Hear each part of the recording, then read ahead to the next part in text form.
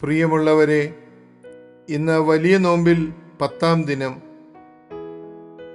സൂഫിമാർ പറഞ്ഞു തരുന്ന അതിസുന്ദരമായ ഒരു കഥയുണ്ട്. ഒരു മഞ്ഞക്കിളി സ്വച്ഛമായി ആകാശത്ത് പറന്നു നീങ്ങുമ്പോൾ താഴ്വാരത്ത് ഒരു ചത്ത എലിയെ കണ്ടെത്തുന്നു.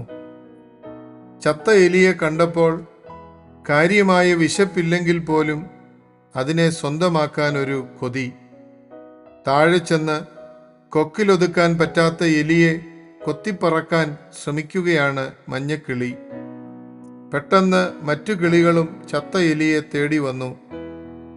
പിന്നെ പരസ്പരം പോരടിക്കലായി, മുറിപ്പെടുത്തലായി. ശരീരത്തിനും മനസ്സിനും മുറിവേറ്റ മഞ്ഞക്കിളി ആ എലിയെ താഴ്വാരത്തിൽ തന്നെ ഉപേക്ഷിച്ചു. അതോടെ എല്ലാവരും താഴ്വാരത്തിലേക്ക് ഇറങ്ങിപ്പോയി. ആകാശമൊഴിഞ്ഞു.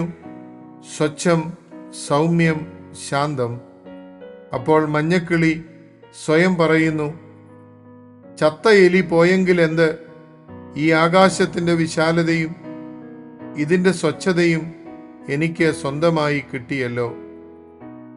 കൊക്കിലൊതുക്കാൻ പറ്റാത്തത്ര വലിപ്പമുള്ള എന്തെല്ലാം കാര്യങ്ങളാണ് കൊത്തിവിഴുങ്ങാൻ നമ്മൾ ദിനംതോറും ശ്രമിച്ചുകൊണ്ടിരിക്കുന്നത്. ഭാരം കുറയ്ക്കുന്നത് ഒരു കലയാക്കി മാറ്റേണ്ടിയിരിക്കുന്നു. യൂറോപ്പിൽ വളരെ പ്രചാരമുള്ള ഒരു മൂവ്മെന്റിന്റെ പേര് ഹലോ മിനിമലിസം എന്നാണ്. ലാളിത്യം മുഖമുദ്രയാക്കുന്ന ജീവിത ശൈലിയെക്കുറിച്ചാണ് ഈ സംഘടന പറഞ്ഞു തരിക. അവരുടെ ആപ്തവാക്യം തന്നെ അല്പം അധികമാണ് എന്നാണ്.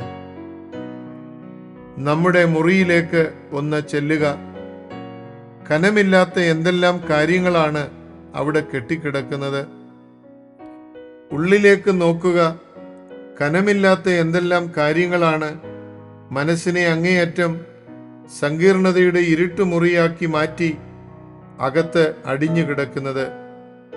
അതുപോലെ തന്നെ ആവശ്യമില്ലാത്ത എന്തെല്ലാം ശീലങ്ങളാണ് ജീവിതത്തിൻ്റെ ചിറക് മുറിച്ചു കളഞ്ഞ് നമ്മെ ഇരുട്ടു ലോകത്ത് തളച്ചിട്ടിരിക്കുന്നത്. ചിലതെല്ലാം വേണ്ടെന്ന് വയ്ക്കലല്ലേ ജീവിതത്തിലെ ഏറ്റവും വലിയ തീരുമാനം എന്നുള്ളത്. ഏറെ ഉണ്ടായിരിക്കുന്നതല്ല, ഏറെ ഇല്ലാതിരിക്കുന്നതാണ് സുഖമെന്ന് ഇനി ആരാണ് നമ്മെ പഠിപ്പിച്ചു തരിക?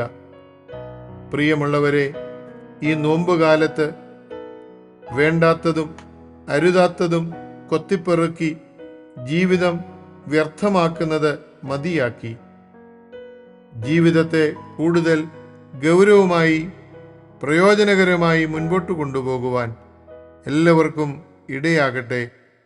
സസ്നേഹം, ഈപ്പനച്ചൻ.